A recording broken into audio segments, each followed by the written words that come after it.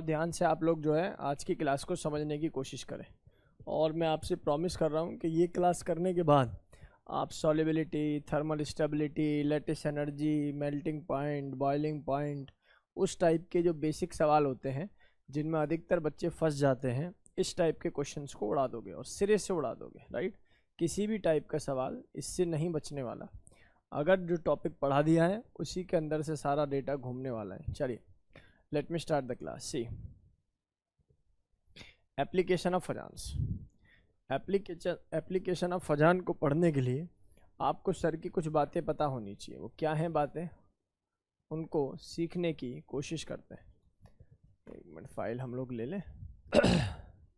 तो आज की क्लास में बेसिक सा टॉपिक पढ़ेंगे जिसका नाम है एप्लीकेशन ऑफ फजान्स। चलिए, let me start the class. See, बहुत ध्यान से, बहुत प्यार से इस कॉन्सेप्ट को पढ़ेंगे भैया। अपने पास समय की कोई कमी नहीं है। 2 घंटे की क्लास है, हमने बिल्कुल ठीक टाइम पे लगभग शुरू कर दी है। तो अब इसको आराम से कवर करने की कोशिश करते हैं प्यारे बच्चों। देखो, मैं आप लोगों से क्या कह रहा हूँ। फजान्स जो आए उन्होंने मेनली क्या बात कही सर? फजान्स जो रूल था, फजान्स जो रूल है, ये आइडियली किसके लिए है? ये आइडियली कोवलेंट करैक्टर बताने के लिए है इन आयनिक बॉन्ड। सही है। और कोवलेंट करैक्टर के 2 पैरामीटर भाई साहब ने बताए मेनली। एक का नाम रखा कैटाइन और दूसरे का नाम क्या रखा बेटा जी? एनियन, यानी कि एनाइन। राइट, एक कैटाइन और एक क्या रखा बेटा? एनाइन रखा। चलो, मैंने माना कि आप लोगों को समझ में आ गया कि एक कैटाइन और एक एनाइन। अगर आपको प्रीवियस डेटा थोड़ा बहुत याद है तो आप याद कीजिए कि क्या आपके टीचर ने एप्लीकेशन ऑफ फजान्स में कैटाइन पर डिपेंडेंट बातें पढ़ाई थी और बोला था कि भैया साइज जो होना चाहिए। देखो, साइज और चार्ज मेन जो है इसके पैरामीटर हैं, चाहे वो कैटाइन हो चाहे फिर वो एनाइन हो। यहाँ ये साइज है और दूसरे नंबर पर कौन है बेटा जी? चार्ज है। तो मेरे प्यारे बच्चों, कहानी कुछ इस प्रकार है कि साइज जो होगा, कौन? साइज जो होगा, ये आपको कोवलेंट करैक्टर चाहिए। तो साइज कैसा चाहिए? कैटाइन का छोटा। छोटा साइज होगा तो इसका मतलब न्यूक्लियर चार्ज क्या रहेगा उस केस में? मैक्सिमम। तो चार्ज डेंसिटी क्या चाहिए? ज़्यादा। जैसे मैंने बोला A+1 और A+2, तो किसका कोवलेंट करैक्टर ज़्यादा शो होगा? +2 का, क्योंकि सारा का सारा खेल क्या है? पोलराइजिंग पावर का है। कैटाइन के केस में हम लोग क्या देखते थे? Polarising power.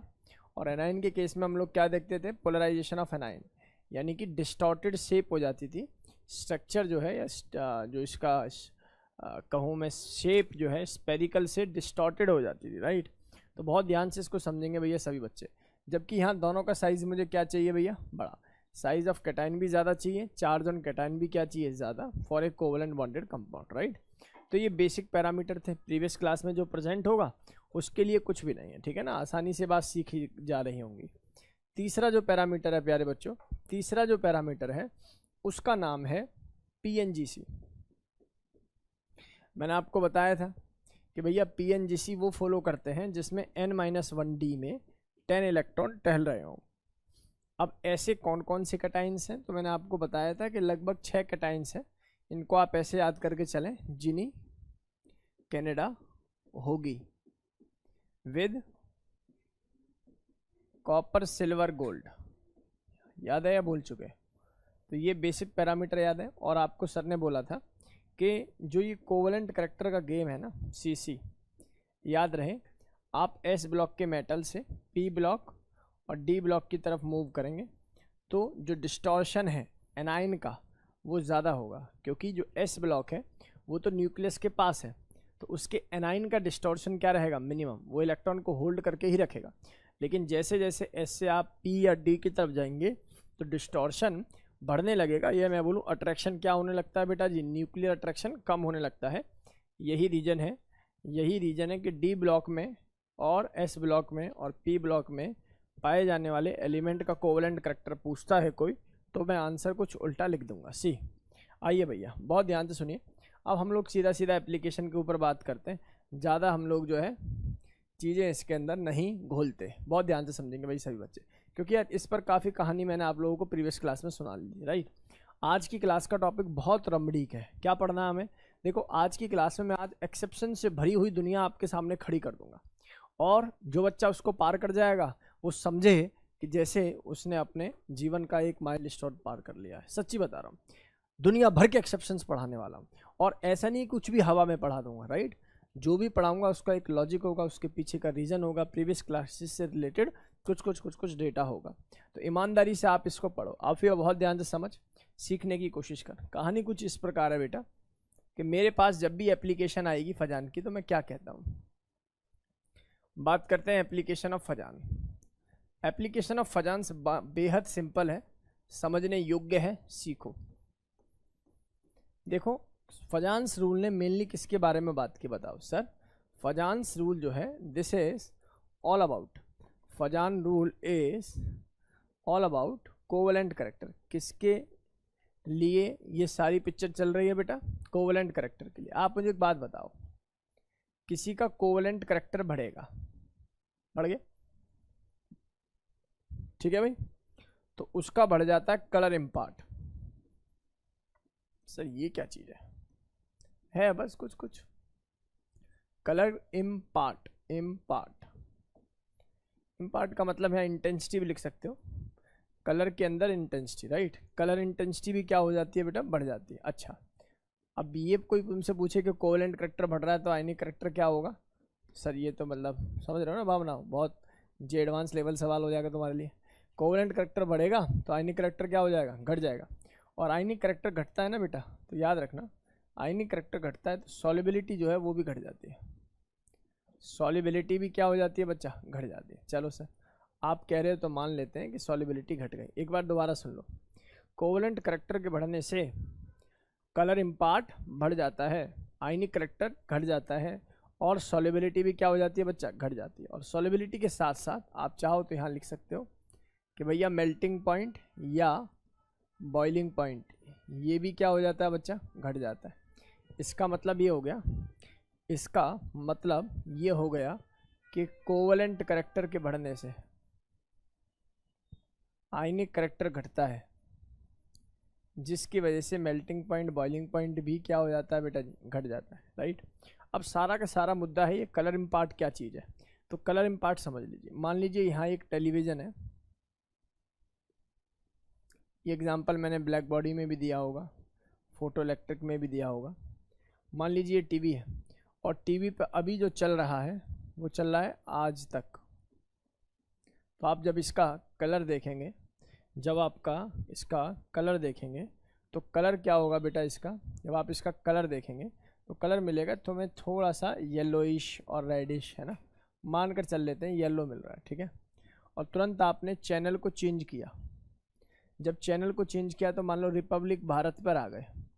इन दोनों ने मुझे पैसे नहीं दिए भाई इनकी मार्केटिंग करने के लिए, ठीक है, मैं वैसे ही करे दे रहा हूँ। बहुत ध्यान से इसको देखो भाई, सभी बालक सीखने की कोशिश करो। आप रिपब्लिक भारत पर आ गए तो अचानक से येलो से क्या हो जाएगा कलर?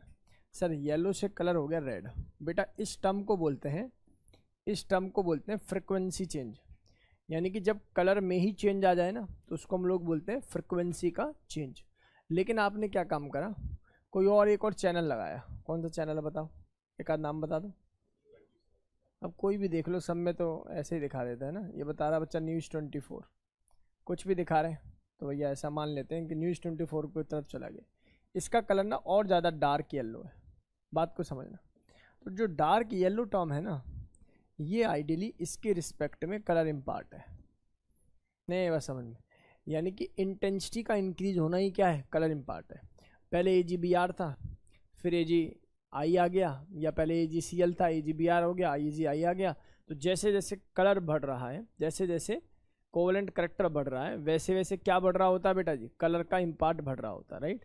तो क्या ये बेसिक पैरामीटर समझ में आ गए? ऑनलाइन वाले स्टूडेंट्स बताना मुझे, आफिया, प्रेशा, अक्षत, अमितोज, डू मैसेज टू में, आर्यव, अरोरा, वेदांत,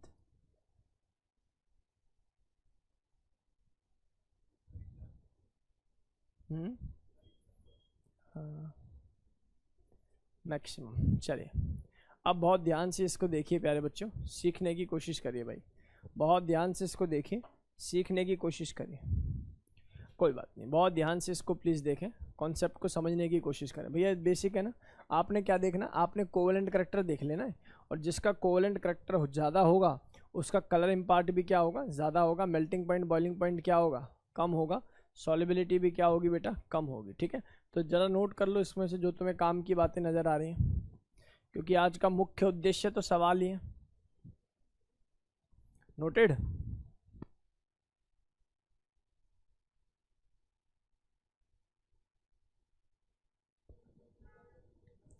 पोलराइजिंग पावर, पोलराइजिंग पावर, चलिए मैंने माना कि आपको ये बात समझ में आ गई है, राइट। आप लोगों ने नोट भी कर लिया होगा, ऐसा मानकर मैं चल रहा हूँ। बहुत ध्यान से आप लोग प्लीज़ सुनिए भाई, ऑनलाइन वाले बच्चे जितने भी हैं, अगर मैं पूछता हूँ समझ में आ रहा है तो ईमानदारी से आप लोग मैसेज यस या नो में करेंगे, राइट। कोई बच्चा ऐसा ना हो, क्योंकि मुझे पता लगता रहता है, यहाँ स्क्रीन है कि कौन मैसेज कर रहा है कौन नहीं कर रहा, राइट। जो नहीं कर रहा उसके लिए बस यही है कि बस उसको समझ में नहीं आ रहा फिर। हाँ बेटा, ज़रूरी नहीं है, केवल एक ही फैक्टर सॉल्युबिलिटी पर डिपेंडेंट नहीं होता, काफ़ी सारे फैक्टर्स हैं, वही आज सिखा रहा हूँ। ठीक है ना, वही सारी चीज़ें मुझे आज आपको सिखानी है। देखो इसमें कन्फ्यूजन रहता है बच्चे को, कहीं से कुछ भी सर पर लगा के उठ के चीज़ें आ जाती हैं, लेकिन कोशिश करेंगे कि वो कन्फ्यूजन आप लोगों के साथ ना रहे। चलिए भैया, पहले सवाल देखेंगे 2-4, इसके बाद फिर आगे मूव करेंगे। See, arrange it in order of their solubility, solubility के ऑर्डर में अरेंज करना है। अच्छा, कितने बालक जानते हैं ये बात हमारी कि सर कोवलेंट करेक्टर के बढ़ने से सॉल्युबिलिटी क्या होती होगी जी?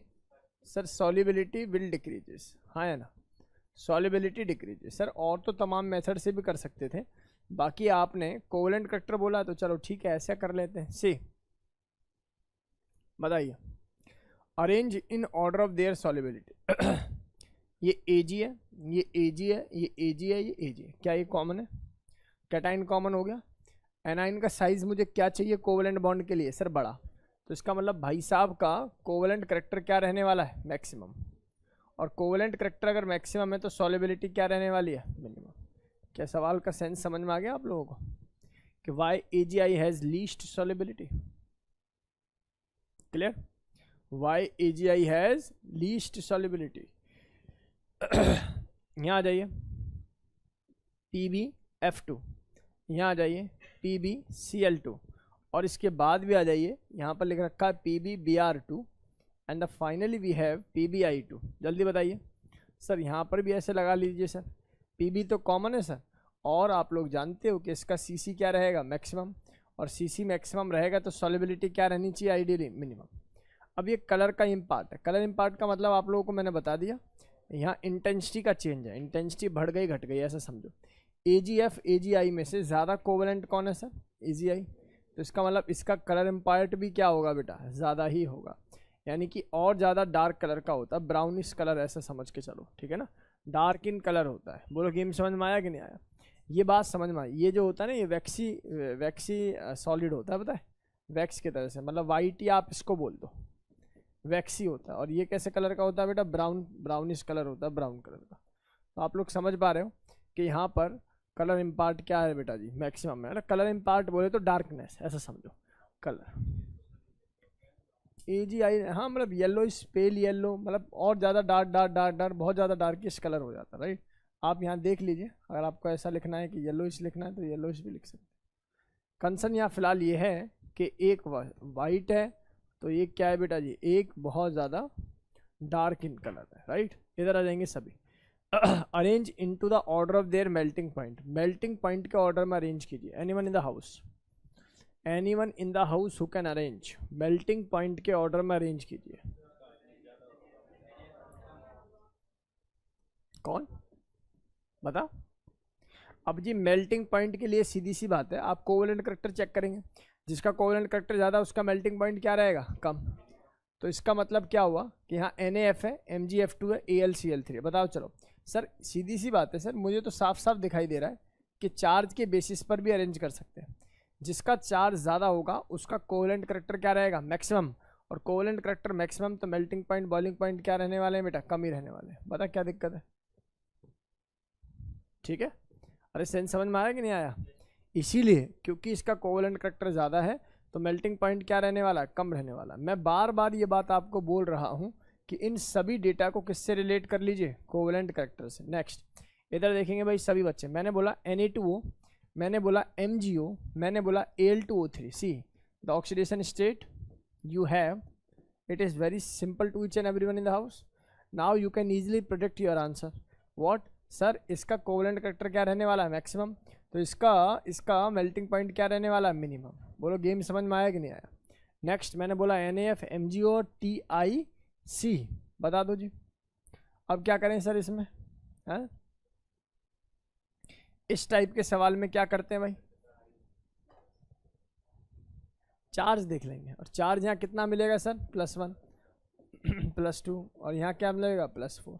तो कोवेलेंट कैरेक्टर आइडियली किसका ज़्यादा होना चाहिए सर, इसका, लेकिन इसका क्या ज़्यादा होगा बेटा जी, मेल्टिंग पॉइंट क्या रहेगा, मिनिमम। अरे शब्द समझ में आया नहीं आए, इसमें गड़बड़ तो नहीं होगी। देखो मैं थोड़ा सा इसको रिलैक्स मोड में इसलिए पढ़ा रहा हूँ क्योंकि बेसिक है, अगला टॉपिक से रिलैक्स नहीं होगा, ठीक है ना। आप लोग अपने दिमाग में ये पिक्चर क्लियर कर चुके हैं कि सर कोवेलेंट कैरेक्टर के बढ़ने से आयनिक कैरेक्टर कम होता है, आयनिक कैरेक्टर के कम होने से सॉल्युबिलिटी भी क्या होती है, आइडियली कम होती है, जिसकी वजह से मेल्टिंग पॉइंट बॉइलिंग पॉइंट भी क्या हो जाता है बेटा जी मेल्टिंग पॉइंट बॉइलिंग पॉइंट भी क्या हो जाता है बच्चों, बताओ सर, ये भी डेटा कैसा हो जाता है, कम हो जाता है। बोलो ये बेसिक और फंडामेंटल बातें आप लोगों को समझ में आ जानी चाहिए। CC बढ़ने से कलर का इम्पार्ट भी क्या हो जाता है बेटा, बढ़ जाता है। चलो नोट करना चाहो तो नोट कर लो, उससे तो आयनिक कैरेक्टर आएगा। जितना ज़्यादा इलेक्ट्रोनेगेटिविटी का डिफरेंस उसका अभी बताता हूँ बेटा, इस सीक्वेंस को अभी ब्रेक नहीं करते, अभी बताता हूँ। बहुत ध्यान से देखो भाई सभी, और इसको समझने की कोशिश करो। इधर आएंगे भाई सभी बालक, ठीक है। तो ये बेसिक पैरामीटर यहाँ तक क्लियर हो जाते हैं। इसके बाद मूव करते हैं हम लोग थर्मल स्टेबिलिटी पर। किस पर मूव करते हैं बेटा, थर्मल स्टेबिलिटी। देखो this is one of the important topic, right. ये बेहद इंपॉर्टेंट टॉपिक है, आप लोगों को इसको सीखना चाहिए ईमानदारी से, राइट। और आपने देखा होगा थर्मल स्टेबिलिटी का सवाल PYQs में आप लोगों को भर भर के मिलेगा। इसमें है क्या बेसिकली, कैसे हम लोग थर्मल स्टेबिलिटी देते हैं। थर्मल स्टेबिलिटी का मतलब समझते हो, थर्मल स्टेबिलिटी का मीनिंग क्या होता है। अरे मीनिंग जो होता होगा, हमें तो थर्मल स्टेबिलिटी की भावनाओं से मतलब है। जैसे वाटर लिक्विड है, तुमने 100 डिग्री टेम्परेचर दिया, क्या दिया, 100 डिग्री टेम्परेचर। अगर वाटर लिक्विड है और तुमने कितने डिग्री टेम्परेचर दे दिया इसको बेटा, 100 डिग्री टेम्परेचर दे दिया, then it get convert into what, sir ये कन्वर्ट हो जाएगा सिंपली वाटर गैस में। सही है भाई। अच्छा एक बात बताऊं, अद्भुत बात बताऊं, सुनो। पानी की मॉलिक्यूल को तोड़ने के लिए ना बेटा एड़ी चोटी लग जाती है। आप कहोगे सच में, जाके चेक कर लेना।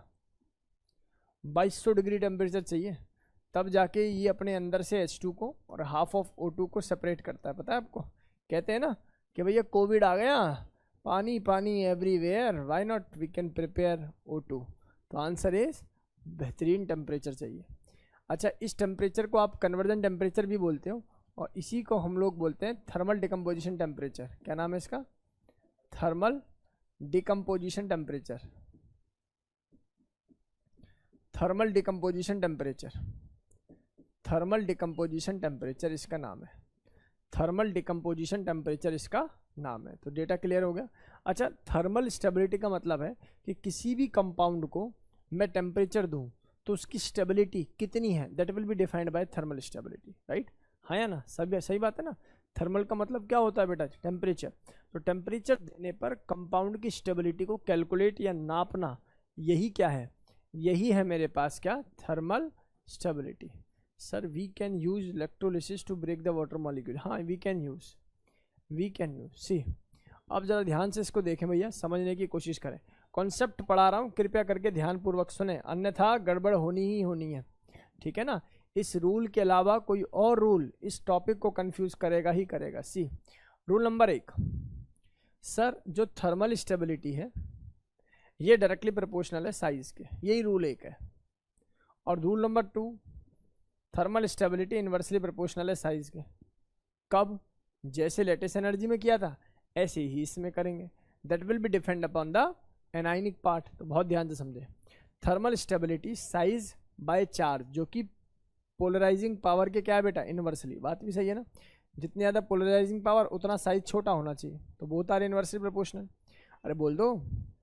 अब यहाँ बोला है कि the thermal stability of compound having poly atomic anions. अब इसके इसी में उलझ जाओगे सर, ये पॉली एटॉमिक एनाइंस क्या है? देखो पॉली एटॉमिक एनाइन, कुछ बच्चे कहेंगे एक से ज्यादा आयन, गलत। इसका सेंस ये है, पॉली एटॉमिक का मतलब है जो एनाइन आप बना रहे हो, जो भी बना रहे हो, उसमें एक से ज्यादा एटम हो, जैसे 1 2 3 4 5। सेंस समझ में आ रहा नहीं आ रहा? तो एक से ज्यादा अगर एटम इन्वॉल्व हैं उस पर्टिकुलर आयन में, एनाइन में, तो हम लोग उसको बोलते हैं पॉली एटॉमिक एनाइन। तो in the case of poly atomic anions आपका हमेशा कौन डोमिनेटिंग फैक्टर रहेगा? साइज। यानी कि जितना ज़्यादा साइज बढ़ाओगे थर्मल स्टेबिलिटी उतनी ही ज़्यादा हो जाएगी। क्या सेंस समझ में आ गया? थर्मल स्टेबिलिटी उतनी ही ज़्यादा हो जाएगी। For an example CO3 2 negative, HCO3 negative, O2 minus, O2 2 minus और OH माइनस एटसेट्रा। अभी क्या होता अगर मैं यहाँ गरीब अमीर पढ़ा देता, तुम फंस जाते। क्यों? क्योंकि OH नेगेटिव तुमने क्या पढ़ा हुआ बेटा? गरीब। और ये काम कैसे कर रहा होता बेटा? अमीर वाले। बात समझ में आ रही है नहीं आ रही? तो पिक्चर वक्त बदल जाएगा बिल्कुल, जो पढ़ के गए हो कॉन्सेप्ट अलग रह जाएगा। इसलिए कह रहा हूँ कि कभी भी ना इतना ट्रिक्स पर भरोसा नहीं करना चाहिए, कॉन्सेप्ट के पीछे हाथ लगा के चलना चाहिए, राइट। और कॉन्सेप्ट क्या वो मैं अभी आपको पढ़ाता हूँ। सी, मैंने बोला thermal stability of the compound having poly atomic A9. Example के तौर पर CO3 2 नेगेटिव, एग्जाम्पल के तौर पर HCO3 नेगेटिव, एग्जाम्पल के तौर पर O2 2 माइनस और OH माइनस और एटसेट्रा, राइट। जबकि दूसरे फेस में मैंने बोला ये इनवर्सली प्रोपोर्शनल होता है साइज के। कब? Thermal stability of halides. Halides जानते हो आप लोग? Sir halides is like halogen, right. Halides हो गए, हाइड्राइड्स हो गए, या नॉर्मल ऑक्साइड हो गए। Normal oxide like O-2, O-, तो एक ही एटम इन्वॉल्व है तो उसको हम लोग क्या बोलते हैं? नॉर्मल ऑक्साइड का नाम दे देते हो। हैलाइड्स और हैलाइड तो आप लोग जानते हो, हैलाइड और हैलाइड्स तो आप लोग जानते हो। हाइड्राइड क्या चीज़ है भाई? हाइड्राइड तो होता है जैसे PH3, NH3, वाटर, तो ये बेसिकली क्या है? हाइड्राइड है, H है इसके अंदर, राइट। और हैलाइड कौन है बेटा? हैलोजन, जैसे PCl3, जैसे NCl3। बात समझ में आ रही है आती? जैसे और भी आप अनेक प्रकार के कंपाउंड जो इसमें कंसिडर करेंगे। अब यहाँ पर मैंने लिखा है जैसे F negative, Cl negative, Br negative, H negative और O-2। याद रहे मैंने जानबूझकर एग्जाम्पल डाला ताकि ये कॉन्सेप्ट आपका यहाँ से क्लियर हो कि पॉली एटॉमिक एनाइन का मतलब ये नहीं है कि बहुत सारे एनाइन। पॉली एटॉमिक एनाइन का मतलब है कि उसमें जो एनाइन है उसमें नंबर ऑफ एटम की संख्या एक से ज़्यादा है, ठीक है ना। जिस एटम पर वो एनाइन है उसकी जो संख्या वो कितनी है? एक से ज़्यादा है, तब मैं उसको बोलता हूँ पॉली एटॉमिक कंपाउंड या पॉली एटॉमिक एनाइन, राइट। एक बार बहुत ध्यान से सुनेंगे बेटा अनन्य, मैंने बोला सेकंड वाले पार्ट में मैंने बोला कि thermal stability inversely proportional to size होती है। और थर्मल स्टेबिलिटी किस केस में इन्वर्सली प्रोपोर्शनल टू साइज होगी? जब आप कहीं हैलाइड्स, हाइड्राइड्स और नॉर्मल ऑक्साइड्स देख लेंगे उस केस में। तो सर सीधा सीधा आप सवाल पे आइए, इतना दुख दर्द नहीं लेना चाहिए। बहुत ध्यान से आप लोग प्लीज देखें। मैंने बोला यहाँ पर थर्मल स्टेबिलिटी, थर्मल स्टेबिलिटी का ऑर्डर बताइए। तो आप लोगों ने क्या बोला? सर देखो बेरिलियम है, मैग्नीशियम है, कैल्शियम है, स्ट्रोंशियम है। बहुत बढ़िया। और पड़ोसी कौन है सर? पड़ोसी है सर ये तो देखो सभी क्या मिलेंगे? +2। और इसके पड़ोसी पर क्या मिलेगा हमेशा आपको? -2। अरे बात समझ में आ रही है कि नहीं आ रही? आप जरा बुद्धि लगाइए और मुझे बताइए क्या ये पॉली एटॉमिक एनाइन है?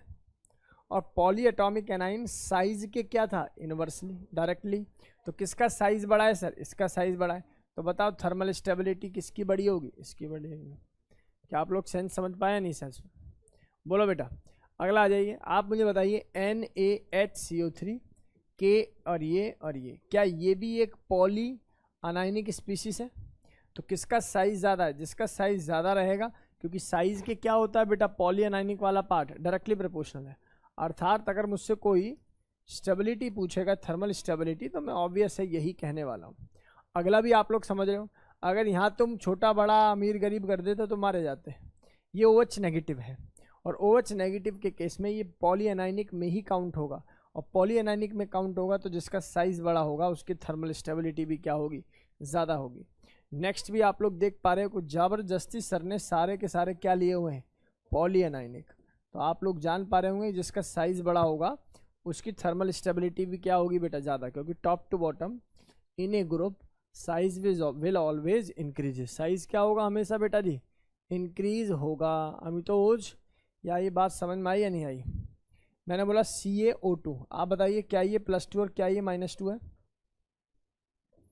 क्या ये +2 और क्या ये पिक्चर -2 है या नहीं?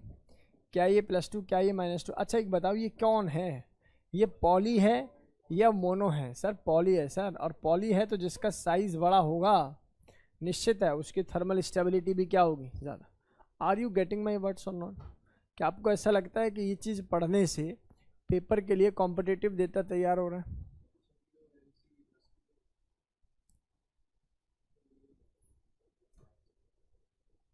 कैसे? CO2 एक हाइब्रिड कंपाउंड है। हाइब्रिड कंपाउंड होता है कि जैसे कि कभी कभी क्या होता है, कार्बन भी मेटल क्लस्टर में 4 से ज़्यादा वैलेंसी शो कर देता है, तभी तो ऑर्गेनिक केमिस्ट्री के बॉन्ड की ब्रेकिंग शुरू हुई, राइट? तो इसी टाइप के हाइब्रिड कंपाउंड है। कैसे कंपाउंड? परऑक्साइड आप कह सकते हो।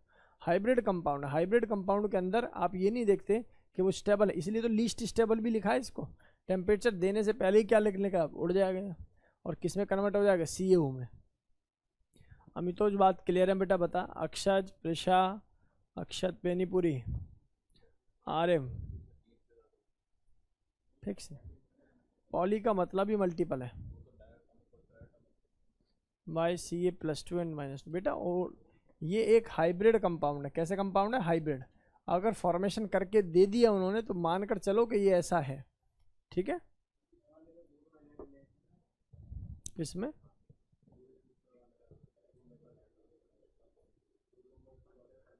हाँ हाँ हाँ, चलिए भाई। अरे हो गया ये OS ऑक्सीडेशन स्टेट तो 0 नहीं है, नहीं नहीं 0 नहीं है। अरे बात समझ में आई या नहीं आई बेटा? तो ये बेसिक और फंडामेंटल बातें हैं, क्रिस्टल क्लियर हो जानी चाहिए भाई आप सभी को। यहाँ तक कोई दुख दर्द ना हो किसी बालक को। नोट करिए स्पीड में, नोट इट डाउन, अच्छे से इसको नोट करिए भाई।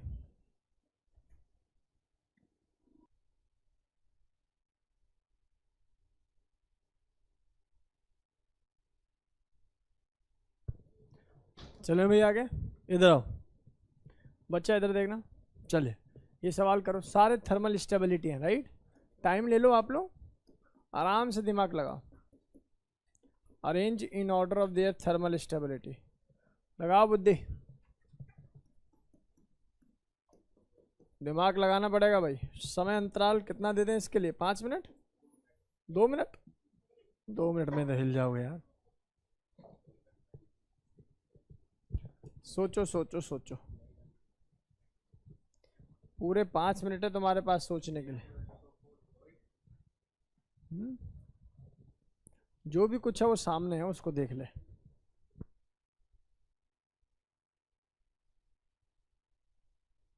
इसको थ्राइस लिख दे, Na, ये +2 आएगा, ये भी +2 आएगा, इसको +1 +2 +3, 3 कर दे इसको, दिस इज 3। हाँ तो वही तो आप करके दिखाओ।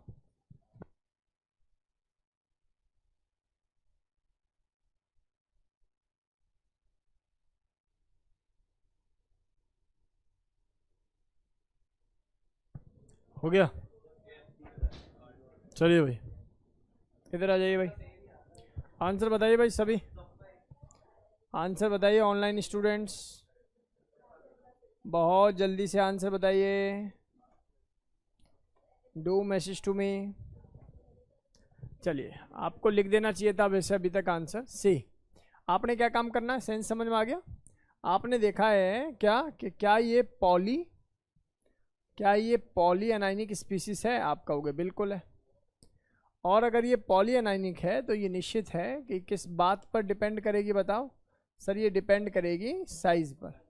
साइज जिसका ज़्यादा होगा, जिसका साइज ज़्यादा होगा उसका क्या ज़्यादा होगा बेटा जी? Thermal stability. और आप जानते हो लेफ्ट टू राइट के एलिमेंट्स दे रखे हैं, ऐसे ही तो है ना बेटा, सोडियम बगल में मैग्नीशियम उसके बाद एल्युमिनियम, तो बेटा लेफ्ट टू राइट साइज तो उल्टा घटता है ना, तो आंसर नहीं आया इसका अभी तक। कितने बच्चों का सही था रेजर हैंड? गलती कर गया।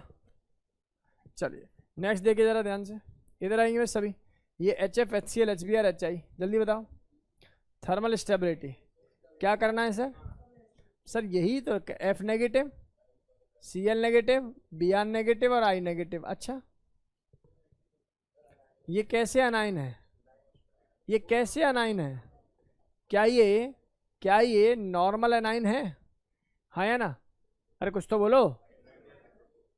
तो क्या ये हैलाइड वाला केस है? क्या ये हैलाइड वाला केस है? तो हैलाइड वाले केस में हम लोग क्या करते हैं बेटा जी, थर्मल स्टेबिलिटी साइज के क्या हो जाते हैं, इन्वर्सली। अर्थात मेरे प्यारे बच्चों, यहाँ से जो डेटा आना चाहिए आप लोगों का, सर ये साइज बड़ा है तो ऑब्वियस है इस केस में साइज अगर बड़ा है तो थर्मल स्टेबिलिटी क्या मिलेगी, कम मिलेगी। गड़बड़ कर गए कुछ बच्चे। कितने बच्चों का सही था? चलो शाबाश। Next NH3PH3। अब देखो ये हाइड्राइड आ गया, हाइड्राइड में भी साइज क्या होता था, inversely. Top to bottom size क्या होता है सर, बढ़ता है, तो इसका मतलब थर्मल स्टेबिलिटी क्या होगी, घटेगी। ठीक है। नेक्स्ट ये कौन है, हैलाइड, और हैलाइड के केस में भी साइज क्या रहता है, इन्वर्सली रहता है, तो इसका साइज क्या रहेगा बेटा, PB का बड़ा रहेगा। किससे? SN। ये सारा डेटा जो आप लोगों को बताइए, ऑल तो बहुत बड़ा चेंज नहीं होता साइज में, लेकिन आप लोग ऐसा मानकर चलें जिसका साइज ज़्यादा उसकी थर्मल स्टेबिलिटी क्या है, कम। नेक्स्ट अब आ जा, इधर देख, Be+2 और O-2 है, ये भी O-2 है, O-2। क्या ये पॉलीवेलेंट या पॉलीएटॉमिक में ही काउंट होगा? आप कहोगे बिल्कुल ठीक है सर। और पॉलीएटॉमिक में साइज के क्या रहता है, इन्वर्सली, तो इसका साइज बड़ा है तो थर्मल स्टेबिलिटी क्या मिलेगी बच्चा, कम मिलेगी। यार सीख जाना चाहिए, ये डेटा आप लोगों को 100% सीख जाना चाहिए। ठीक है जयती, बहुत ध्यान से देख। नेक्स्ट आ जा। अच्छा कह रही है सारे डिक्रीज हो रहे हैं सर, ये अमोनिया, पानी और HF। अब बता थर्मल स्टेबिलिटी,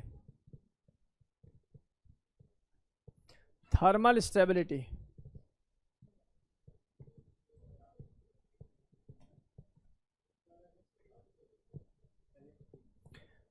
स्टेबिलिटी तो आप लोग क्या सीख पाए बेटा जी, कैसे करना चाहिए? आप पहले दिमाग लगाइए कि इसके अंदर हाइड्राइड भी आ रहे हैं, सारे क्या हैं बेटा जी, इसके हाइड्राइड ही तो हैं ये, और हाइड्राइड हैं तो आप लोग क्या बोलेंगे, सर इसका सबसे ज़्यादा थर्मल स्टेबिलिटी किसके पास होगी? सोचो किसके पास?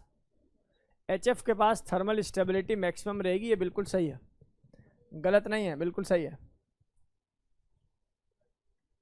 कैसे?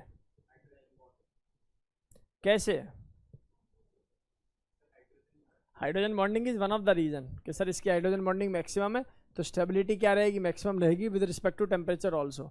और अगर ये वाला पुराना वाला रूल लगा दें तो क्या गलत हो रहा है क्या आंसर?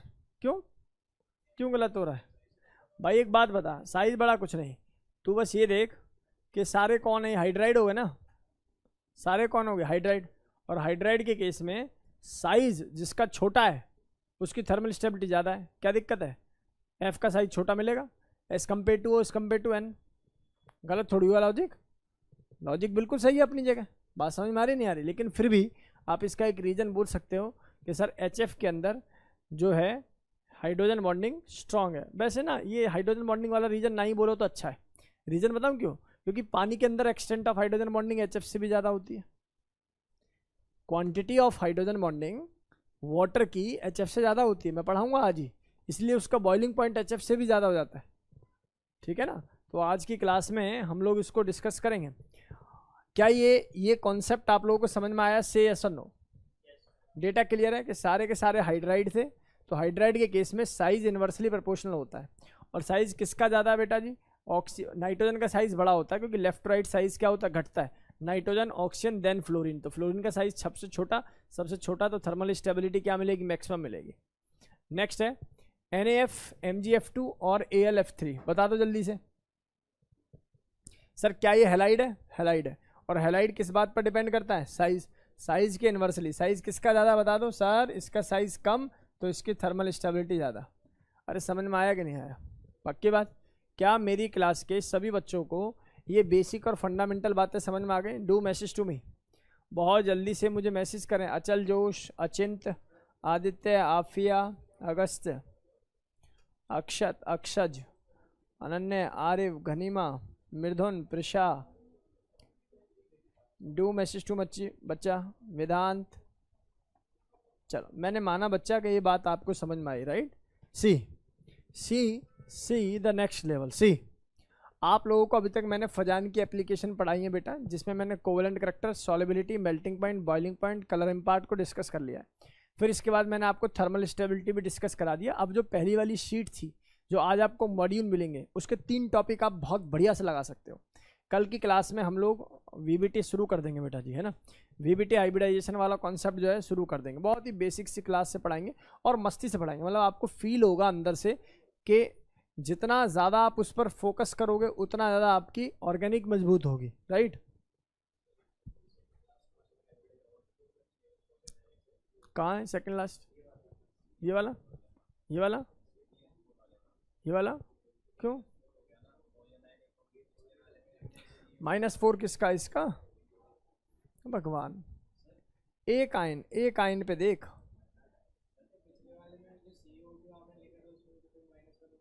क्या? एक मिनट, लेट मी चेक। कौन सा क्वेश्चन है? CCl4 वाला है ना? नहीं, ठीक लिखा हुआ है। हैलाइड है, और हैलाइड के केस में साइज बढ़ने से थर्मल स्टेबिलिटी घटती है। बेटा ये क्या है? ये हैलाइड वाला केस है ना। आप एक चीज समझो ना, यहाँ क्या बेटा, हैलाइड क्या अकेला होगा? कि ये बता, हाइड्राइड हो या हैलाइड हो, क्या ये अकेला होगा? क्या नहीं होगा। तो जब अकेला नहीं होगा तो ऑब्वियस है इसके केस में साइज क्या हो जाएगा? इन्वर्सली प्रोपोर्शनल हो जाएगा। जिसका साइज बड़ा होगा उसकी थर्मल स्टेबिलिटी क्या रहेगी? मिनिमम। आप कहाँ कंफ्यूज हो रहे हो? आप कंफ्यूज हो रहे हो कि सर इस वाले केस में जैसे 4 हैं सर, मैंने बोला इसके केस में आप पूरे को ही काउंट करेंगे, क्योंकि ये एनाइन आप ऐसा बना रहे हैं, या एनाइन बाद में, पहले तो हैलाइड और हाइड्राइड बन चुके हैं। हैलाइड और हाइड्राइड, इनके केस में साइज क्या रह जाता है बेटा? इन्वर्सली हो जाता है, ठीक है। तो आप ये मत सोचिए कि ये 4 हैलाइड है तो 4 माइनस हो गए, नहीं। आप ये समझो हैलाइड है ना, तो हैलाइड में इन्वर्सली प्रोपोर्शनल होगा ही होगा, ठीक है। चलिए, तो मैंने ऐसा माना कि ये डेटा आपको समझ में आया। चलिए, मैं ऐसा मान लेता हूँ आपको समझ में आया। अब जरा बात कर लेते हैं हम लोग किसकी। एक टॉपिक और है आप लोगों के सामने, ये इंपॉर्टेंट है, यहाँ से सवाल बन जाता है। That is melting point and boiling point. See मेरे प्यारे बच्चों, जरा बात को ध्यान से समझने की कोशिश करना। Melting point ideally ionic compound का कोवेलेंट कंपाउंड से ज़्यादा होता है, बट यहाँ भी कुछ एक्सेप्शन है। ये क्या लिख रखा है? इसकी स्पेलिंग ऐसी नहीं होनी चाहिए। क्या बोलेंगे इसको हम लोग? जाइंट एलिमेंट, है ना, या जाइंट मेटल। जाइंट मेटल का मतलब क्या होता है? जाइंट मेटल का मतलब होता है विशाल। जाइंट जो मीनिंग, जाइंट अंग्रेजी का एक मतलब वो है वर्ड जिसका मीनिंग होता है विशाल, बड़ा। तो बड़ा का मतलब जो चिलेट बना दे, जैसे डायमंड है, जैसे ग्रेफाइड है, या क्या करते हैं बेटा? चिलेट बनाते चले जाते हैं, राइट। कॉम्पैक्ट स्ट्रक्चर और चिलेशन यहाँ पर देखने को मिलती है। तो जो जाइंट मॉलिक्यूल हैं, लाइक डायमंड, लाइक सिलिका, बहुत सुंदर बातें इनके एग्जाम्पल के साथ, SiO2, like Bora zone, that is BnX। इसको पढ़ेंगे हम लोग S ब्लॉक के अंदर, P ब्लॉक के अंदर, इसको हम लोग डिस्कस करेंगे, राइट, P ब्लॉक के अंदर। नेक्स्ट है हमारे पास norbide. Norbide is what? That is boron 4 और कार्बन, यानी कि B4C। और नेक्स्ट है कार्बोरंडम, सुना होगा इसका नाम तो, कार्बोरंडम। तो कार्बोरंडम जो है ये आइडियली एक टाइप का आयनिक कंपाउंड है। It's not a abusing language, right, it is typically chemistry. आप बोलो देखो कितना अच्छी बात है, तुम्हें किसी से थोड़ी सी परेशानी हो रही है, तुम बोलो यार बिहेव लाइक ए, ठीक है। तो आप समझ पा रहे हो कितनी सुंदर केमिस्ट्री, राइट। इसका फॉर्मूला भी याद करो कि तुम यार SiC हो, ठीक है। SiC का मतलब हो अपने ऑटोमेटिकली समझ जाएगा, ठीक। इधर आ जाओ, इधर आ जाओ भाई सभी बच्चे, बहुत ध्यान से देखो। तो आप लोगों ने आयनिक कंपाउंड का मेल्टिंग पॉइंट ज़्यादा बताया किससे? कोवेलेंट से। लेकिन कोवेलेंट के अंदर भी कुछ कैटेगरी है जहाँ पर इनका मेल्टिंग पॉइंट आयनिक कंपाउंड से ज़्यादा हो जाता है। फॉर एन एग्जांपल डायमंड है, आप लोग समझ पा रहे हो कि भाई डायमंड है तो भैया कोवेलेंट है, तो क्या ये टिपिकली कोवेलेंट है, लेकिन कोवेलेंट में कैसा सॉलिड है? क्या नाम है इसका, जाइंट सॉलिड की तरह काउंट होता है, राइट। जबकि NaCl आयनिक है। वाटर सॉलिड आप लोग समझ पा रहे हो कि वाटर के अंदर कौन सा बॉन्ड पाया जाता है, हाइड्रोजन बॉन्डिंग। और CO2 सॉलिड का मतलब ड्राई आइस ही तो हो गया, अरे हाँ या ना, इसी का नाम ड्राई आइस है। तो ये सवाल जेई का पूछा हुआ सवाल है भाई, अपना नहीं है कुछ भी इसमें, जेई का पूछा हुआ सवाल है। मेल्टिंग पॉइंट में अरेंज कर दो। बच्चे ने क्या सोचा, डायमंड है भैया बाद में रखा जाएगा, ठीक है, या NaCl पहले बाद में रखा जाएगा, और यहाँ भी कंफ्यूज हुए। तो बड़ा ही सिंपल सा लॉजिक था कि डायमंड भले ही कोवलेंट है लेकिन उसके बाद भी इसका मेल्टिंग पॉइंट बॉइलिंग पॉइंट क्या रहता है, ज़्यादा रहता है NaCl सॉलिड से, देन हाइड्रोजन बॉन्डिंग कंपाउंड, और लास्ट में आके कहीं आपका कोई ड्राई आइस खेल रहा होगा। क्लियर भाई, यहाँ तक कोई बेसिक डेटा में किसी बालक को कोई प्रॉब्लम है? अब देखो मैं मेल्टिंग पॉइंट पर ही आप लोगों को थोड़ा सा हाई लेवल कंटेंट पढ़ाऊंगा, कृपया करके ध्यानपूर्वक सुनिए, ठीक है ना। उधलना नहीं है बिल्कुल भी, और आराम से चीज़ों को सीखना है, और ना ही परेशान होना बेटा जी। बहुत ध्यान से इसको सुनो। मेल्टिंग पॉइंट या boiling point of non metallic molecule, melting point and boiling point of non metallic molecule. Non metallic molecule के केस में मेल्टिंग पॉइंट और boiling point, melting point and boiling point for ये of non metallic molecule. Non metallic is what, कि जिसमें metal non metal ना हो, यानी कि आयनिक बॉन्ड ना बनने हो। जैसे कि आपके जनरली ऑर्गेनिक कंपाउंड्स होते हैं, उनमें आयनिक बॉन्ड थोड़ी होता है, सारा कोवेलेंट का खेल होता है उसके अंदर। With increase intermolecular attraction force, किसी भी कारणवश अगर इंटरमॉलिक्यूलर फोर्स ऑफ अट्रैक्शन बढ़ रहा है तो निश्चित है मेल्टिंग पॉइंट बॉइलिंग पॉइंट बढ़ेगा ही बढ़ेगा। और इसके साथ ना केवल मेल्टिंग पॉइंट बॉइलिंग पॉइंट बढ़ता है, बढ़ जाती है सरफेस पर रखी हुई टेंशन, यानी कि सरफेस टेंशन, बढ़ जाती है विस्कोसिटी, बढ़ जाता है क्रिटिकल टेम्परेचर, बट नहीं बढ़ती कौन, वॉलेटिलिटी, नहीं बढ़ता कौन, वेपर प्रेशर। क्या नाम है इसका, वेपर प्रेशर। मेरी बात को बहुत ध्यान से सुनना भाई सभी बच्चे, बहुत ध्यान से इस बात को समझो। यहाँ पर कुछ टर्म्स बच्चों के लिए डिफरेंट दिखाई दे रही होंगी। मेल्टिंग पॉइंट बॉइलिंग पॉइंट सुना होगा, सरफेस टेंशन भी सुना होगा कि सरफेस पर रखे हुए मॉलिक्यूल का फोर्स ऑफ अट्रैक्शन ही क्या होता है, बेसिकली सरफेस टेंशन होता है। विस्कोसिटी भी आप लोगों ने सुना है, आपने नहीं सुना क्रिटिकल टेम्परेचर। मेरे प्यारे बच्चों क्रिटिकल टेम्परेचर का सेंस समझ लो। बच्चा ध्यान से सुनना यार, ये क्रिटिकल टेम्परेचर क्या है। देखो क्रिटिकल टेम्परेचर जिसका नाम TCV है, क्रिटिकल टेम्परेचर पहली बात तो किसके लिए डिफाइंड होता है बेटा, गैस के लिए डिफाइंड होता है। और गैस का लिक्विड में कन्वर्जन हमेशा क्रिटिकल टेम्परेचर से नीचे नीचे ही होता है। क्या सीखे, क्या सीखे, इसका मतलब ये हो गया यार, तुम्हें एक बहुत धांसू बात बताऊं क्या, बहुत धांसू बात ये है कि अगर तुमसे कोई पूछे what is the basic difference between vapour and gas, तो आप एक ही आंसर करना, gas is always a gas but vapour can convert into liquid. और सुंदर आंसर, गैस वो है जिसने अपना क्रिटिकल टेम्परेचर अचीव कर लिया है, वेपर वो है जो क्रिटिकल टेम्परेचर से नीचे है। क्या सेंस समझ में आया नहीं आया? तो मसलन ये रहा कि क्रिटिकल टेम्परेचर इज व्हाट, जिस पर कोई गैस किसकी तरह बिहेव करने लगे, लिक्विड की तरह, यानी कि gas behave like a liquid, उसको हम लोग क्या बोलेंगे बेटा जी, क्रिटिकल टेम्परेचर, या below which gas can be liquefy. ये सही एग्जाम्पल इसका रहेगा कि इससे नीचे नीचे किसी भी गैस को किसमें कन्वर्ट कर सकते हैं बेटा, लिक्विड में। अगर किसी भी गैस ने अपना critical temperature, once it achieve their critical temperature या its critical temperature, it can not be liquefy further, उसको कभी भी लिक्विड में फिर फर्दर कन्वर्ट नहीं किया जा सकता। शब्द समझ में आ गया हो तो अच्छी बात, नहीं तो भैया ये रटो, ABC है, इसका क्रिटिकल टेम्परेचर है भैया 25 डिग्री, इसका 50 डिग्री, इसका 75 डिग्री सेल्सियस। इनको अरेंज करिए लिक्विफिकेशन के ऑर्डर में कि किसको इजीली लिक्विड बनाया जाएगा। Answer is this. इसका मतलब जिसका क्रिटिकल टेम्परेचर ज़्यादा है उसके चांस ज़्यादा हैं कि जब आप प्रेशर बढ़ाओगे लिक्विड में कन्वर्ट करने के लिए तो टेम्परेचर को रिटेन करते हुए वो लिक्विड में कन्वर्ट हो जाए। लेकिन जो प्रोसेस ही रूम टेम्परेचर पर हो रही है, जैसे ही थोड़ा सा प्रेशर दोगे, दैट गैस और that vapour can't convert into what, liquid.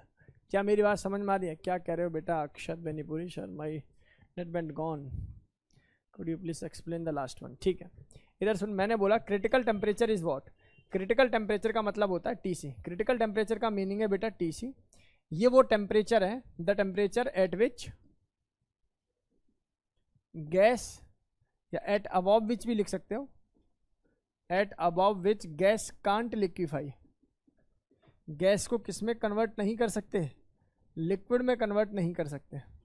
The temperature eight above which gas can't be liquefy, ये वो टेम्परेचर है जिसके बाद किसी भी गैस को लिक्विड में कन्वर्ट नहीं किया जा सकता। बोलो गेम समझ में आ गया नहीं आ गया?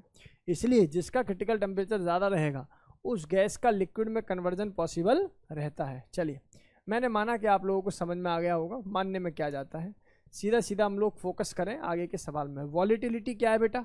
वॉलेटिलिटी का मतलब है जल्दी से वेपर बन जाना, और जितनी जल्दी वेपर बनेगी उतनी ज़्यादा क्या पाया जाएगा बेटा? Vapour pressure. आप खुद एक बात बताओ, किसी का मेल्टिंग पॉइंट बॉइलिंग पॉइंट ज़्यादा है, ज़्यादा का मतलब समझ रहे हो? ज़्यादा का मतलब वो टूट ही नहीं रहे, टूट नहीं रही तो उनकी वेपर बना पाओगे क्या? नहीं। इसका मतलब क्या हो गया कि melting point boiling point are inversely proportional to vapour pressure या volatility, and melting point boiling point are directly proportional to any type of force of attraction. अगर अट्रैक्शन ज़्यादा तो उसके बॉन्ड को तोड़ना मुश्किल, उसकी वॉलेटिलिटी कम, बाकी सभी फैक्टर्स क्या होंगे बेटा? बढ़ेंगे। चाहे वो क्रिटिकल टेम्परेचर हो, चाहे वो सरफेस टेंशन हो, फिर चाहे वो विस्कोसिटी हो, चाहे फिर वो आप लोगों का मेल्टिंग पॉइंट बॉइलिंग पॉइंट हो। बोलो शब्द समझ में आ गए बेटा? तो ये बेसिक पैरामीटर मेरी क्लास के प्रत्येक बच्चे को क्लियर होने चाहिए। Let's start the class. अभी हम लोग मेन टॉपिक पर मूव कर रहे हैं, मेन टॉपिक पर मूव कर रहे हैं। कृपया करके नोट कर लीजिए इनको।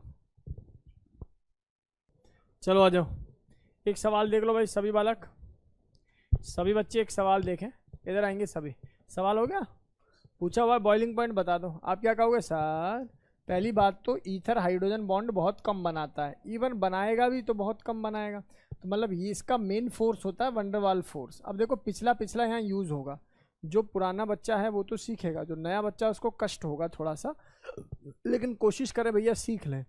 वंडरवाल फोर्स यहाँ पर क्या मिलेगा आप लोगों को? ज़्यादा। और यहाँ कौन सा फोर्स ज़्यादा मिलेगा? Hydrogen bonding. और आप लोग स्ट्रेंथ जानते हो, जिसकी स्ट्रेंथ ज़्यादा उसका क्या ज़्यादा होगा बेटा?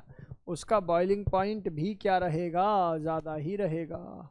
शब्द समझ में आ गए बेटा? बोल दे। क्या ये बेसिक पैरामीटर कक्षा के सभी बच्चों को क्लियर है? नेक्स्ट आ जाओ। सर ये कोई आयनिक कंपाउंड थोड़ी है, सारे क्या है? कोवलेंट। CH3 का ट्वाइस है और SO4 है, ये भी बेटा वैंडरवाल फोर्स शो करता है। और H2SO4 कौन सा बॉन्ड बना रहा होता है बेटा? Hydrogen bond. ये भी खत्म हो चुका है, आइदर मेल्टिंग पॉइंट और boiling point, right? Melting point boiling point दोनों की दृष्टि में इस सवाल का आंसर आप लोग कर चुके हो। नोट इट डाउन, जल्दी से नोट कीजिए।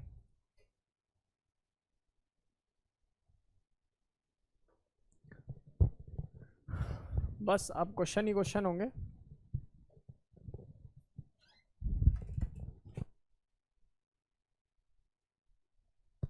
चलिए जी आगे, चलिए ये टाइम है आपका इन क्वेश्चंस को करने के लिए। आगे स्टार्ट हो जाइए भाई सभी। समय अंतराल वही 5 मिनट।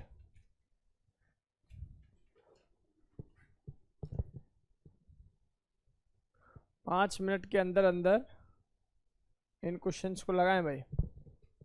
ये HCl HNO3 और H3PO4 लगाओ बेटा, दिमाग लगाओ जल्दी से।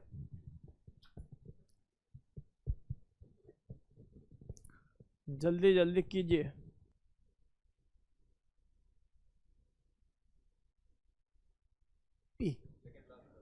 नहीं सब बॉइलिंग पॉइंट BP है बेटा, BP बॉइलिंग पॉइंट। जल्दी आंसर बता Prisha. Prisha tell me the right answers. जल्दी 1 2 3 करके बताओ, इंक्रीजिंग डिक्रीजिंग इस टाइप से बताइए।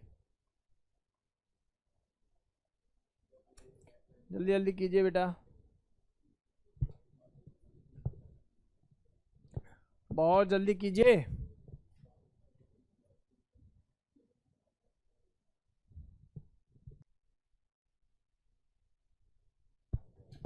चले यार, ये टाइम ज़्यादा दे दिया हमने, मुझे ऐसा लग रहा है। आंसर बता दो। डन सारे? सोचो सोचो सोचो, और बताओ प्रशा, बाकी के सवालों के आंसर बताओ। चलिए इधर आ जाएंगे सभी, इधर आ जाएंगे भाई। लाल बत्ती हो गई है भाई, कर लिए सारे? अर्पिता सारे डन? लास्ट वाला आ जरा भैया, क्रिटिकल टेम्परेचर का रिलेशन क्या बताया था सर? जिसका बॉइलिंग पॉइंट ज़्यादा उसका क्रिटिकल टेम्परेचर भी क्या होगा? ज़्यादा ही होगा। तुम लोगों को रिलेशन याद है या भूल गए? Melting point, boiling point, surface area, viscosity, critical temperature, ये सभी क्या है डायरेक्टली? वॉलेटिलिटी और वेपर प्रेशर क्या है इन्वर्सली? सी। इधर आ जाओ बेटा, इन दोनों में वंडरवाल फोर्स पाया जाता है, पता है तुम लोगों को? H2CO2 में। लेकिन यार आप लोगों को पता होगा कि जो वंडरवाल फोर्स है ये डायरेक्टली प्रोपोर्शनल होता था मॉलिक्यूलर मास के। तो मॉलिक्यूलर मास इन दोनों में किसका ज़्यादा है? इन दोनों का। और पानी तो सर ऑब्वियस है sir, extent of hydrogen bonding बहुत ज़्यादा है सर। ये एक्सटेंट ऑफ हाइड्रोजन बॉन्डिंग और हाइड्रोजन बॉन्डिंग की स्ट्रेंथ से बॉइलिंग पॉइंट को कैसे देखते हैं? एक बार किसी बच्चे ने हमसे पूछा कि सर एक बात बताइए, हाइड्रोजन बॉन्ड बनना और ज़्यादा बनना और स्ट्रॉन्ग बनना, इन तीनों में अंतर है? मैंने बोला बिल्कुल अंतर है। कैसे? देखो, अगर HF का स्ट्रॉन्ग बॉन्ड बनता है माना, लेकिन पानी के कंपैरिजन में स्ट्रॉन्ग थोड़ी है। पानी का एक hydrogen bond no doubt HF के हाइड्रोजन बॉन्ड से कमजोर है, लेकिन पानी बनाते ही 4 है। नहीं बात समझ में? यानी कि extent of hydrogen bonding is directly proportional to boiling point. और एक्सटेंट अगर बराबर हो तब फिर स्ट्रेंथ ऑफ हाइड्रोजन बॉन्डिंग देखनी है। अरे सेंस समझ में आ रहा नहीं आ रहा? पहले तो देखो क्वांटिटी, उसके बाद जाना किस पर? क्वालिटी। तो ये बेसिक सेंस आपको होनी चाहिए, कभी भी गड़बड़ नहीं होगी। मैंने जो बोला एक बार रिपीट कर रहा हूँ। किसी ने बोला HF और H2O में से किसकी हाइड्रोजन बॉन्डिंग ज़्यादा स्ट्रॉन्ग है? मैंने बोला HF। किसी ने पूछा बॉइलिंग पॉइंट किसका ज़्यादा है? पानी। क्यों सर? एक्सटेंट ऑफ हाइड्रोजन बॉन्डिंग देखो ना। क्या देखना है आपको? Extent of hydrogen bonding. See, इधर आओ। नेक्स्ट बेटा, यहाँ कितने हाइड्रोजन बॉन्ड बनेंगे सर? जितने ही बनेंगे, इसके रिस्पेक्ट में तो कम ही बनेंगे और इसकी रिस्पेक्ट में तो बहुत कम बनेंगे। हाँ या ना? खत्म हो गया आंसर। विस्कोसिटी पूछिए ना कि वॉलेटिलिटी। नेक्स्ट, बॉइलिंग पॉइंट बता दो सर। HCl है। पहली बात सुन लो, ये हाइड्रोजन बॉन्ड नहीं दिखाता है, ये वैन फोर्स दिखाता है। हाइड्रोजन बॉन्डिंग दिखा देगा लेकिन एक ही हाइड्रोजन बॉन्ड बना पाता है। H3PO4 बेटा, जितने हाइड्रोजन है उतने हाइड्रोजन बॉन्ड बना लेता है, 3 हाइड्रोजन बॉन्ड बना लेता है। अर्थात ये बात सही है कि यहाँ एक्सटेंट मात्रा ऑफ हाइड्रोजन बॉन्ड ज़्यादा है। एक्सटेंट ऑफ हाइड्रोजन बॉन्डिंग क्या है बेटा? ज़्यादा है। अरे शब्द समझ में आ गया? कोई डाउट है यहाँ तक? किसी प्रकार की कोई दिक्कत हो तो बताओ प्यारे बच्चों। पक्का? तो यहाँ तक कोई डाउट नहीं होना चाहिए किसी बालक को। बहुत आसानी से ये फंडामेंटल बातें मेरी क्लास के सभी बच्चों को क्रिस्टल क्लियर होनी चाहिए। नेक्स्ट है सरफेस टेंशन। भाई कोई दुख दर्द है सरफेस टेंशन में? सर क्या देखना है आपको? बॉन्ड की स्ट्रेंथ। सी, ये बेटा कौन? मिथेनॉल। और ये कौन है? पानी। सर ऑब्वियस है, क्या एक्सटेंट ऑफ हाइड्रोजन बॉन्डिंग क्या मिलेगी? ज़्यादा मिलेगी। इसकी एक्सटेंट ऑफ हाइड्रोजन बॉन्डिंग क्या मिलेगी? ज़्यादा मिलेगी। नेक्स्ट यहाँ पानी और D2, ये समझने वाली चीज़ें हैं बेटा। प्रेशा ध्यान से सुनियो बेटा, बहुत ध्यान से सुनो। नया बच्चा, हर बच्चा बहुत ध्यान से सुनो बेटा। ये होता है O, ये होता है H और ये होता है H। ये होता है O, ये होता है H, ये होता है H।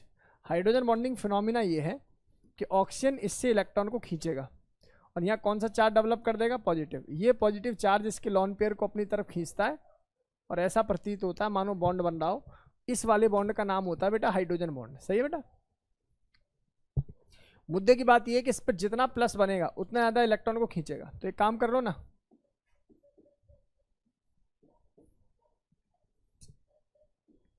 एक काम कर लेते हैं। मेरे आवाज साफ आ रही है भाई आप लोगों को? अभी यहाँ कुछ दिखाया इंटरनेट कनेक्टिविटी। बच्चा क्या मेरी वॉइस आ रही है आप लोगों को proper? Am I audible to you students? Am I audible to you? चलिए, बहुत सुंदर। सी बेटा, ये है मेरे पास ODD और ये है मेरे पास बच्चा, ये है मेरे पास ODD, यानी कि हाइड्रोजन को रिप्लेस कर दिया किससे? D से। बच्चा ध्यान से सुन, एक बात समझ। हाइड्रोजन की इलेक्ट्रोनेगेटिविटी ज़्यादा है किससे? D से। किससे? T से। ये इलेक्ट्रोनेगेटिविटी का ऑर्डर है। तो यहाँ माना ऑक्सीजन इससे खींच रहा होगा पर हाइड्रोजन भी तो होल्ड करने की कोशिश कर रहा होगा। यहाँ तो कह देगा भाई ले जा यार, क्योंकि हमारी इलेक्ट्रोनेगेटिविटी और कम है। तो यहाँ पर प्लस क्या मिलेगा तुम्हें? ज़्यादा प्लस मिलेगा कि नहीं मिलेगा? और ज़्यादा प्लस होगा तो इसके लॉन पेयर ज़्यादा खींचे जाएंगे और ज़्यादा खींचे जाएंगे तो ये वाला हाइड्रोजन बॉन्ड क्या बनेगा? स्ट्रॉन्ग। और बॉन्ड स्ट्रॉन्ग होगा तो बॉइलिंग पॉइंट भी क्या होगा? ज़्यादा। एक बार मैसेज करके बता दो भाई न्यू स्टूडेंट, क्या ये बात समझ में आई? बेटा मैंने क्या बोला? इस पर जितना ज्यादा प्लस बनेगा उतना अच्छा हाइड्रोजन बॉन्ड बनेगा। और हाइड्रोजन बॉन्ड इस पर इसलिए अच्छा बनना है क्योंकि प्लस ज्यादा। प्लस क्यों ज्यादा है? क्योंकि इसकी इलेक्ट्रोनेगेटिविटी कम है, ये आसानी से अपने इलेक्ट्रॉन किसको दे रहा है? ऑक्सीजन को दे रहा है। क्या ये बात समझ में आई? Do message to me. Afiya, Agast, Prisha, Umang, मैंने बोला कि जो डी है उसकी इलेक्ट्रोनेगेटिविटी कम है तो इसीलिए, अगर इलेक्ट्रोनेगेटिविटी कम है इसीलिए इलेक्ट्रॉन को जल्दी ऑक्सीजन को दे देगा। जब ज़्यादा जल्दी दे देगा तो उतना ज़्यादा प्लस जनरेट होगा, जितना प्लस जनरेट होगा उतनी अच्छी हाइड्रोजन बॉन्डिंग होगी। एक बार मैसेज कर दो भाई न्यू स्टूडेंट जल्दी से, do message to me fast. चलिए, मैंने माना कि आपको ये बात समझ में आई है। इसी प्रकार से ये सवाल भी आपका क्लियर हो गया होगा। कहाँ गया? ये रहा, इधर आ बच्चा, सिन। मैंने बोला वाटर और D2O, समझ गए किसका ज़्यादा? और कल को मैं यहाँ T2O लिख दूँ तो समझ रहे हो ना, T2O ज़्यादा होगा सर। नेक्स्ट, ICL और Br2। बेटा ये जो है ना भाई साहब, ये बनाते हैं लंदन, याद आ रहा है कुछ? London force. और ये क्या बनाते हैं सर? ये बनाते हैं आयन डाइपोल। नहीं आएगी बात समझ में? तो इसका मतलब आयन डाइपोल की मात्रा ज़्यादा होती है, स्ट्रेंथ ज़्यादा होती है, हाइड्रोजन बॉन्ड ज़्यादा होती है। जिसने वंडरवाल फोर्स नहीं पढ़ा घबराए ना, हमसे वीडियो ले लीजिए और इसको करिए, ठीक है? देखिए, जिस बच्चे ने अभी ज्वाइन किया उसको 2 पैरामीटर पर काम करना चाहिए। पहला पीरियोडिक और दूसरा केमिकल बॉन्डिंग। पहले पीरियोडिक को निपटा लो, उसके साथ साथ जो चल रहा है इसके साथ चलाइए, क्योंकि अब जो नेक्स्ट टॉपिक कल से शुरू होगा उससे इन सब का कोई लेना देना नहीं है, वो बिल्कुल डिफरेंट टॉपिक है। आई बात समझ में? उसको जरूरी नहीं है सब आयनिक बॉन्ड, कोवलेंट बॉन्ड, ये सब नाटक आना चाहिए आपको। आप सीधी सीधी बात समझिएगा, बहुत मजेदार टॉपिक है। शीट के साथ उसको हम लोग जो है डेली बेसिस पर कवर करेंगे। पूछ रहे थे, ठीक है? वैसे भी कहते हैं जो इंटर हेलोजन कंपाउंड है ना वो ज्यादा स्टेबल होते हैं। इधर आ बेटा, ऑर्थो नाइट्रोफिनॉल, कुछ याद आ रहा है?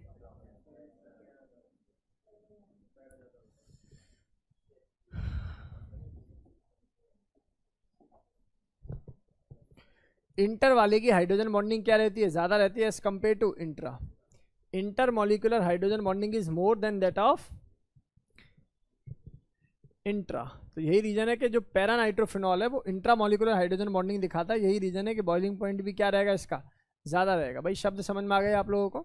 मानकर चल रहा हूं कि क्लियर है। डेटा नोट भी कर लिया होगा आप लोगों ने। थर्ड क्वेश्चन रह गया क्या ये वाला? देखो, HCl वंडरवाल फोर्स पैदा करता है। HCl कौन सा फोर्स पैदा करता है? वंडरवाल। ये कब जाके बॉन्डिंग कर देता है? सर ये बॉन्डिंग तब जाके करता है जब क्लोरोफॉर्म जैसा कोई प्रेजेंट हो। बात समझ में आ रही नहीं आ रही? मतलब डायरेक्ट बॉन्ड नहीं बनाता, कार्बन के थ्रू जाके ये बॉन्ड बनाता है। डायरेक्ट तो ये वही फोर्स पैदा करेगा वंडरवाल ना। ना, हाइड्रोजन बॉन्ड की यहाँ पर फॉर्मेशन नहीं होती है HCl में। हाइड्रोजन बॉन्ड अकेला HCl शो कर ही नहीं सकता, उसके लिए मॉलिक्यूल पर मोर देन 2 क्लोरीन का होना बहुत जरूरी है। यही रीजन है बेटा कि क्लोरीन हाइड्रोजन बॉन्ड तभी शो करेगा जब अकेला नहीं हो, झुंड में हो। नहीं, ये बात समझ में?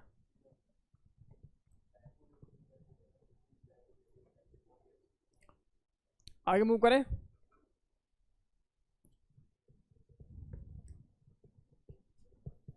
चलिए, सी बढ़िया सवाल। समय कितना दे दें? इसमें तो रोज आओगे तुम, 2 सवाल ना होंगे। करो करो। इसका नाम है heat of vaporisation. Sheshan, heat of vaporisation या बॉइलिंग पॉइंट, एक ही रिलेशन शो करेंगे। और ऐसी मेल्टिंग पॉइंट, या इसको बोलते हैं हीट ऑफ फ्यूजन।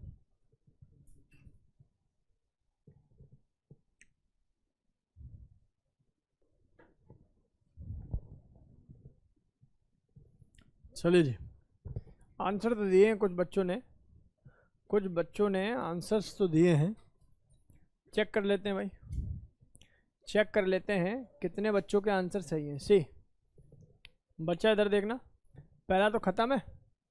ख़त्म नहीं है, पहले में तो बहुत दम है, पहले सवाल में तो बहुत दम है। अगर सीखना चाहते हो और नहीं सीखना चाहते तो रट्टा मारो तो ख़त्म है। देखो पानी का ज़्यादा होगा, इसमें कोई संदेह नहीं है।